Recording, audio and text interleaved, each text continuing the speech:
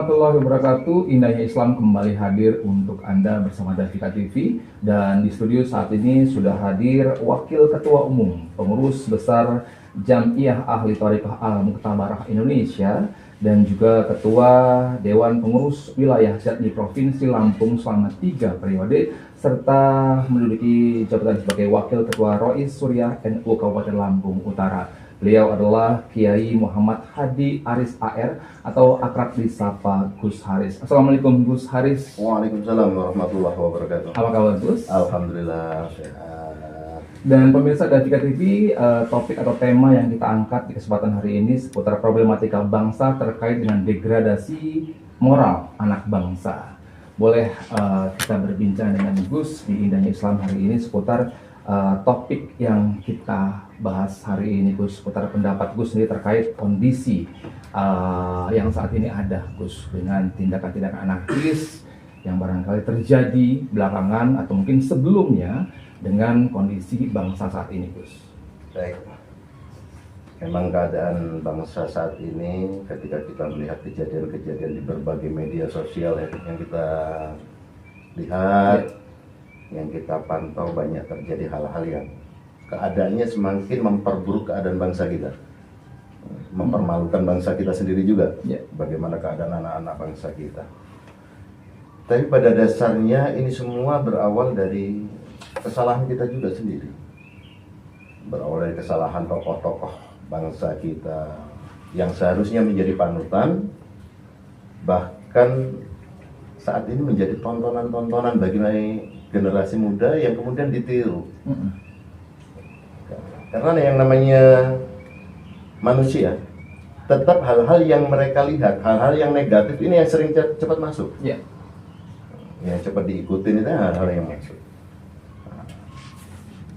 Agama yang kemudian selama ini diajarkan kepada kita, diajarkan kepada generasi muda yang seharusnya mampu untuk merubah tantangan, diharapkan untuk mampu menjadi penerus generasi kita atau generasi yang saat ini tampil lah, yang seharusnya memperbaiki kinerja generasi sebelumnya, yang seharusnya memperbaiki keadaan bangsa ini malah memperburuk keadaan bangsa kita. Ini semua salah kita juga sih, salah kita. Ada hal-hal yang dilupakan oleh bangsa kita, hal-hal yang dilupakan sehingga menjadikan kehidupan bangsa kita, kehidupan generasi muda kita mengalami penurunan etika, hilangnya etika berbangsa dan bernegara, hilangnya akhlak dalam bertata sosial, dan juga moralitas kita diakui atau tidak saat ini menurun dan menurun. Saya rasa seperti itu keadaan bangsa kita saat ini. Nah, kalau boleh tahu Gus, ini disebabkan oleh apa, Gus? Secara umum? Secara umum ini disebabkan oleh kesalahan kita, oleh kelupaan kita, kekhilafan kita yang tidak mampu untuk mengkaji ataupun mengikuti apa yang selama ini telah ditanamkan oleh guru-guru kita. Tentu kita yang belajar di sekolah apapun studinya diajarkan hal-hal yang baik. Sekolah agama mengajarkan hal-hal yang baik tentang bagaimana kita beragama.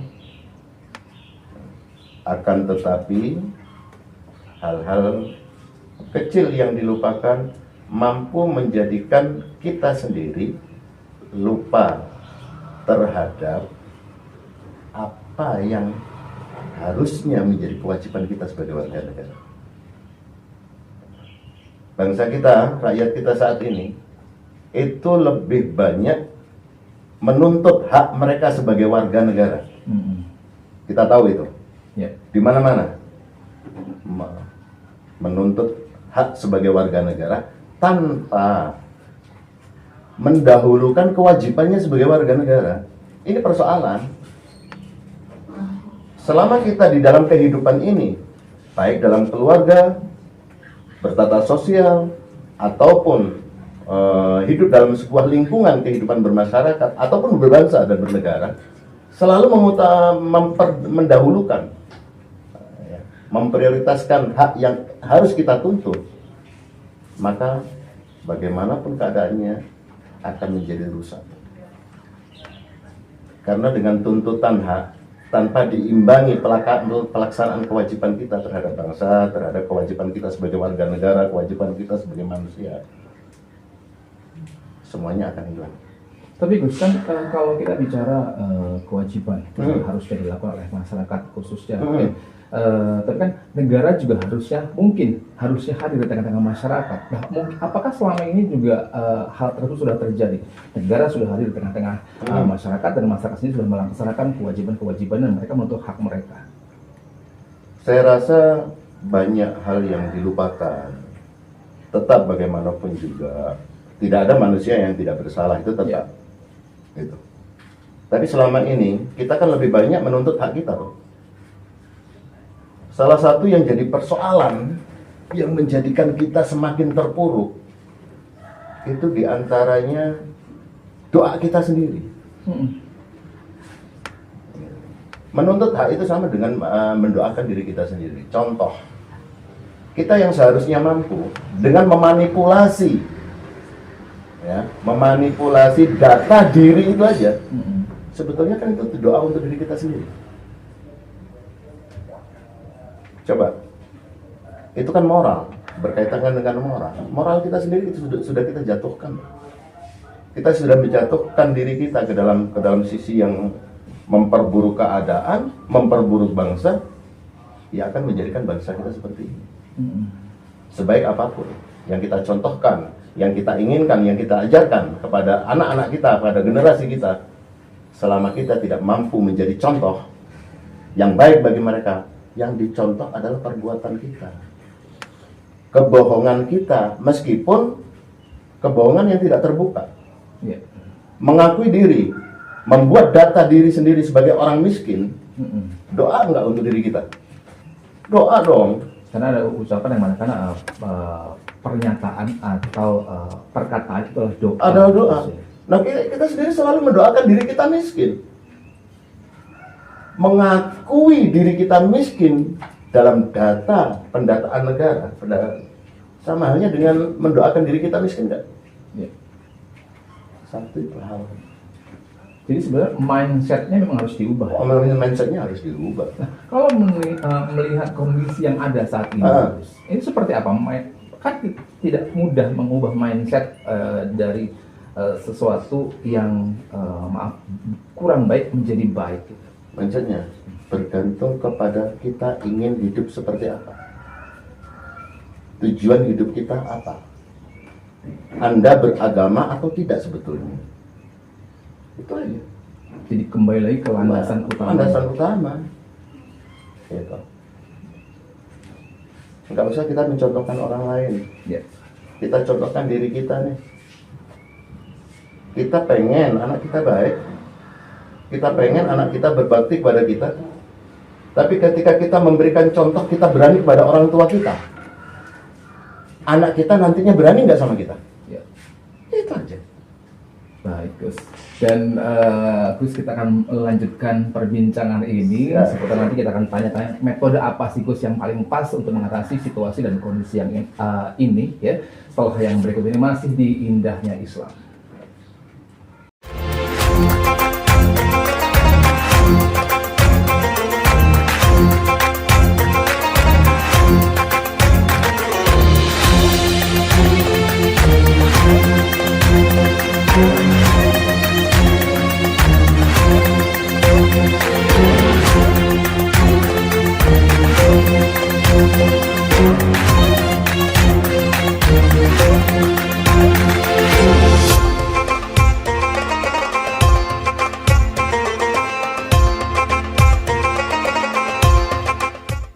Kembali di Indahnya Islam seputar problematika anak bangsa terkait degradasi moral anak bangsa bersama Gus Haris. Gus Haris, cukup menarik perbincangan kita di Indahnya Islam hari ini, dan sebagai Ketua Umum dari Jamiah Ahli Thariqah Al-Muktabar Indonesia, sekaligus sebagai Dewan Pengurus Jatmi Provinsi Lampung selama 3 periode. Apakah di dalam Jatmi ini sendiri itu diajarkan juga atau dipertegas juga untuk para jamiahnya tentang bagaimana sih cara bersikap, cara memperlakukan diri untuk negara ini dengan yang baik-baik gitu? Ya, di dalam sebuah tatanan kita ini sebuah organisasi Thariqah. Jadi di dalam organisasi Thariqah ini mengajak kepada masyarakat kita, mengajak kepada semua anggota dari organisasi kita untuk selalu bertakarub kepada Allah, mencari jalan. Terutama jalan ini kan tidak untuk kepentingan secara pribadi saja, akan juga kepentingan di dalam diri pribadi, keluarga, juga kepentingan bangsa. Jalan Thariqah adalah jalan penyelamatan, adalah jalan keselamatan, keselamatan diri. Keselamatan diri itu bukan hanya terkait pada diri kita pribadi. Diri kita beribadah pada Tuhan, tidak hanya itu. Tapi bagaimana keselamatan diri kita ini terkait juga dengan hubungan sosial masyarakat. Hablum minallah wa hablum minan nas, kan itu. Harus ada keseimbangan. Jadi di dalam berthariqah mengajak kita berzikir kepada Allah, menekankan keyakinan kita di dalam beragama, meyakini keberadaan Allah dan mencari jalan selamat untuk diri kita. Tentunya selamat untuk keluarga juga kan, ya, masyarakat kita juga. Nah, kalau diri kita ingin selamat berarti kita harus berbaik budi dalam amaliyah, baik kepada Tuhan kita juga kepada masyarakat. Kalau kita sudah baik sama manusia-manusia yang lain, insya Allah ini akan menjadi manfaat yang baik kepada masyarakat. Luar biasa. Nah, kembali ke problematika dengan degradasi moral yang saat ini ada. Nah, menurut Gus sendiri bagaimana mengatasi apa? Adakah metode khusus untuk mengatasi problematika yang ada dari kondisi-kondisi anak bangsa yang saat ini mungkin ada sebagian yang melakukan hal-hal anarkis? Untuk hal ini banyak metode sebetulnya. Maksud saya, yuk kita sebagai bagian dari bangsa ini mulai mengingat ajaran-ajaran leluhur kita. Dengan kita mengingat ajaran leluhur kita, bagaimana beretika, bagaimana bersikap, bagaimana berempati kepada sesama umat manusia. Tata sosial yang baik dengan menghilangkan adanya perbedaan suku bangsa, perbedaan adat istiadat, ini akan mampu menjadikan semuanya menjadi baik. Kembali kepada moral, pada akhlak kita kok. Bangsa ini mau baik bergantung kepada moral. Nah, kita mengaca pada diri kita sendiri. Sebagai kita seandainya mengaku sebagai ahli apapun, berperan di dalam kehidupan berbangsa ini sebagai apapun, sebagai masyarakat, sebagai anggota masyarakat, sebagai pekerja, kan gitu. Seandainya sebagai pemimpin dalam satu wilayah, berkaca diri kita ini bermoral enggak? Tidak ya.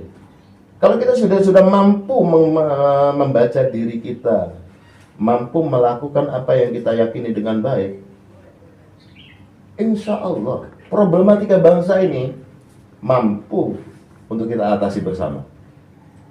Asal bersama-sama ya. Jangan kemudian mengingat kembali ajaran leluhur kita.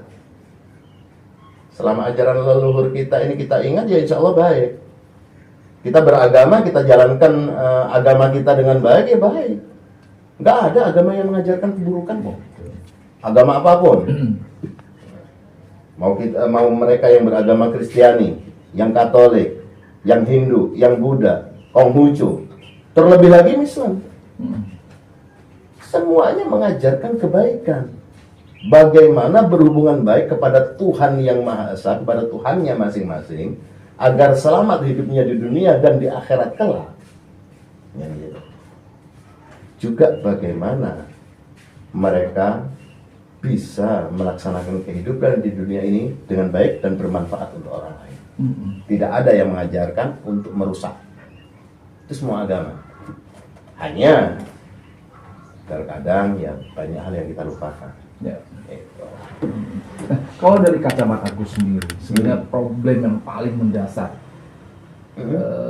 yang terjadi dengan negara ini apa sih, Gus?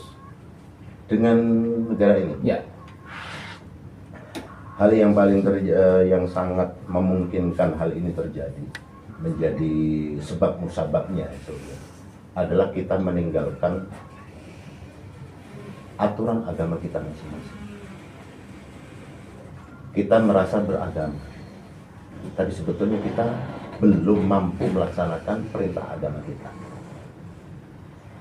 Di antaranya seperti itu.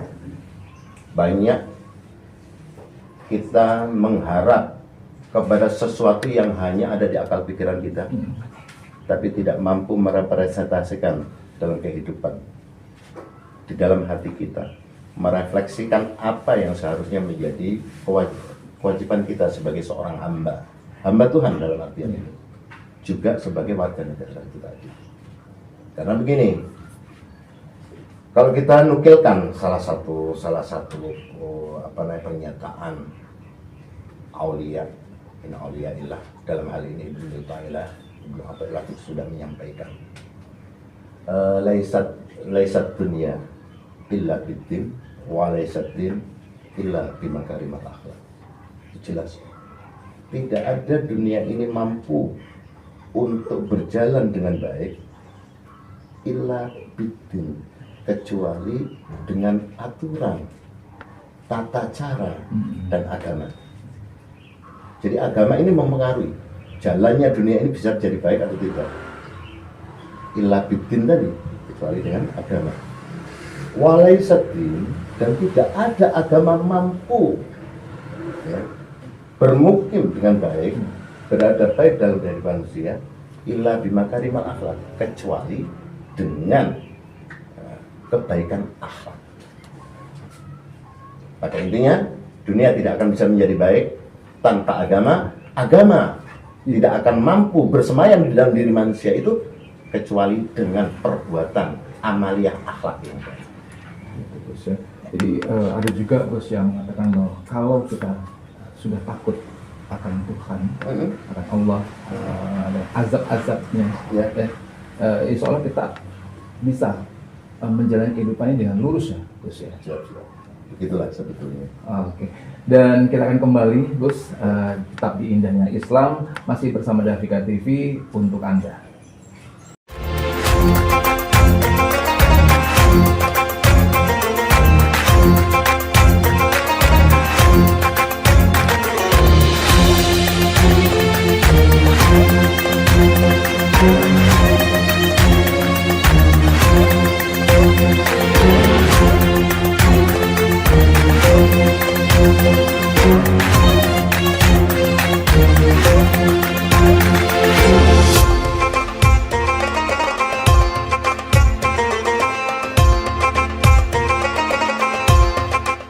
Pemirsa Davika TV kembali di indahnya Islam, masih bersama dengan Gus Haris. Gus Haris, problematika yang dihadapi bangsa ini ternyata cukup pelik ya Gus ya. Berbicara dengan soal pesantren dan sebagainya. Kita tahu di Indonesia sendiri kurang lebih ada mungkin sekitar 30.000 pesantren yang mungkin setiap tahun meluluskan alumninya dengan sekian banyak alumni dari pondok pesantren dengan sejumlah 30.000 kurang lebih ya. Ini kan harusnya begitu mereka lulus bisa mewarnai dinamika kehidupan bangsa yang makin hari semakin baik, tapi kenyataannya justru ada beberapa atau mungkin segelintir yang melakukan tindakan-tindakan anarkis yang mungkin ikut juga membuat bangsa ini sedikit bergejolak. Pendapat Gus sendiri? Sebetulnya alumni pesantren yang sedemikian banyaknya ini mampu untuk membangun keadaan bangsa ini bisa menjadi lebih baik. Tapi mengapa? Pertanyaannya tadi, mengapa kok seperti ini? Ya. Banyaknya alumni bukan bahkan menjadikan bangsa kita semakin baik, tapi malah semakin terpuruk. Banyak orang pinter malah seakan-akan mengajak terjadinya pergolakan pemikiran, perdebatan dan lain sebagainya yang bukan untuk memperbaiki kehidupan berbangsa, bahkan memperburuk keadaan. Baik, hal ini sebetulnya tanpa kita mengambil sebuah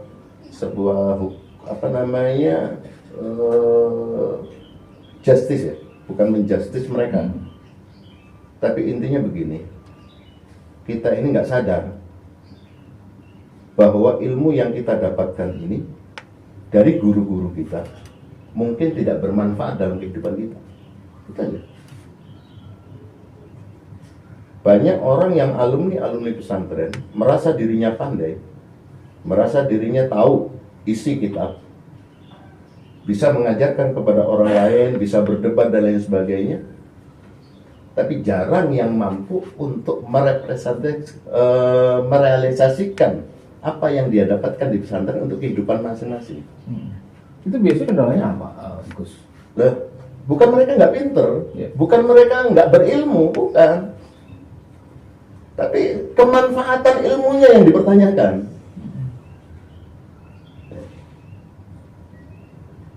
Mungkin ribuan, puluhan ribu alumni pondok pesantren, ilmunya nggak bermanfaat, ilmunya nggak barokah. Kenapa? Karena orang tuanya sendiri atau dirinya sendiri melupakan jasa dari guru-guru mereka. Banyak orang tua yang memasukkan anaknya ke pesantren tidak mampu untuk menghargai, menghormati, dan memuliakan kiainya.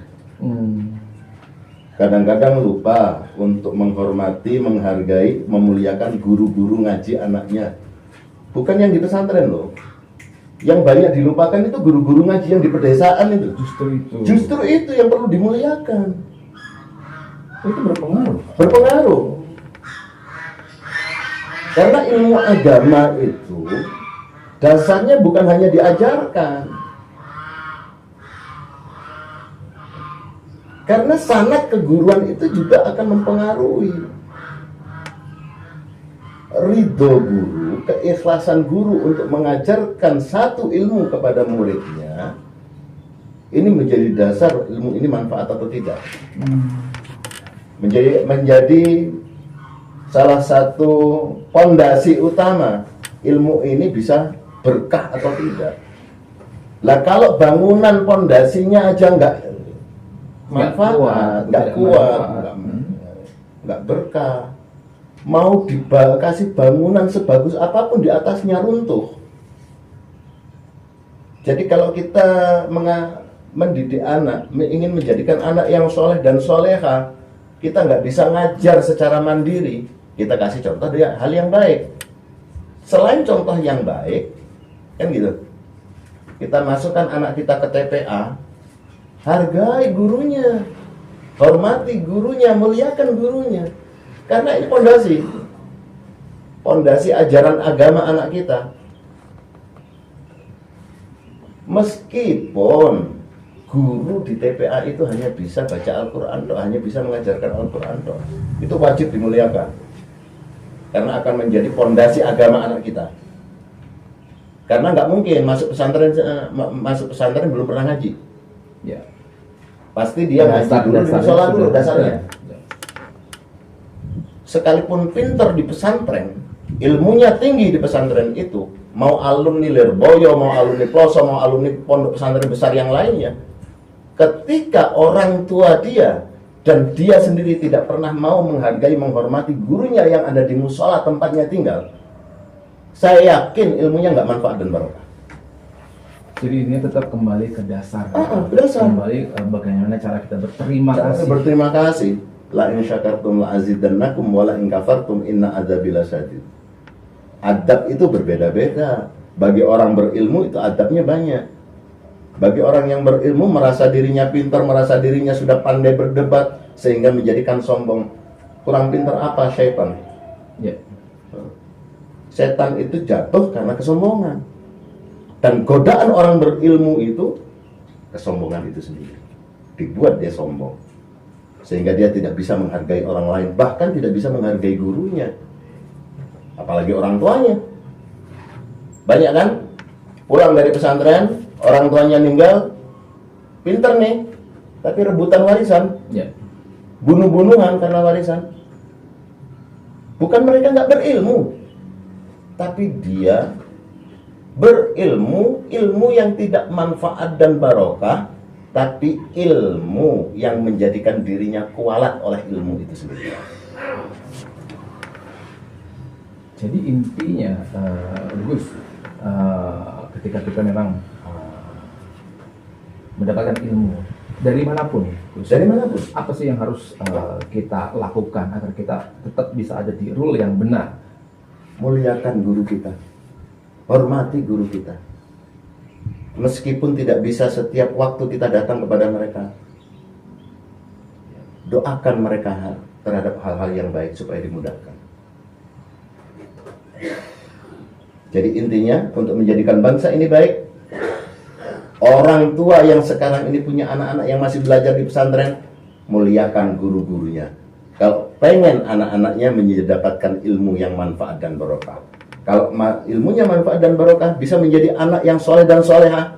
Semuanya bisa menjadi anak yang soleh. Insya Allah mampu mewarnai dinamika berbangsa yang baik. Dan bangsa kita ke depannya akan bisa menjadi baik. Tidak ada yang anarkis lagi. Karena hidup memakai etika, memakai moral, dan memakai peradaban yang baik. Oke, luar biasa.